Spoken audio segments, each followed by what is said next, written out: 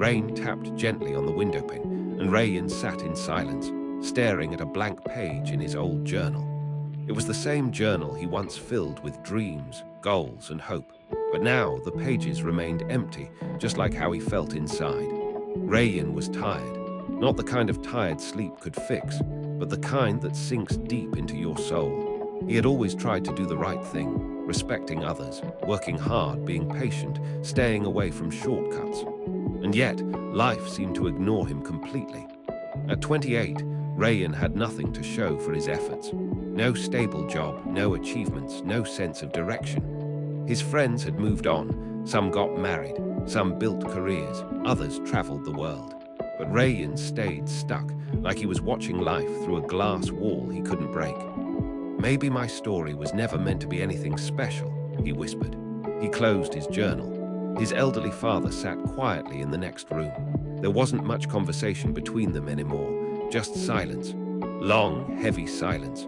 That evening, the power went out. A single candle flickered in the corner of the room. Rayan sat down on his prayer mat, not to ask for anything, just to sit, broken and still. And in that stillness, a thought came, soft and quiet, but clear. "This is not the end of your story." It wasn't a voice. It wasn't thunder or lightning, just a deep inner whisper that somehow made sense. His heart felt it before his mind did. He opened his journal again and wrote just one line: "God is still writing my story." The next day didn't change anything outwardly, but inside, something shifted. He made tea for his father, sat beside him in the sun, and smiled, genuinely, for the first time in months. Not because his life was fixed, but because he was starting to believe again. A few days later, a message popped up on his phone. It was from an old friend. "You used to write well. I'm starting a small online magazine. Want to contribute?" Rayan hesitated.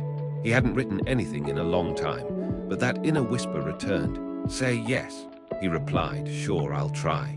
It started small, just one article a week, then two. People started reading, commenting, sharing. He began to feel alive again, not because he had succeeded, but because he was doing what he loved. Months passed. One of his stories, titled "Peace in the Pain," went viral. A publisher reached out. Opportunities followed. One morning, Rayan held his first paycheck from writing. It wasn't huge, but it was his. He sat at his desk, holding the check, eyes misty with emotion. He looked up and whispered, "Thank you for not letting me give up."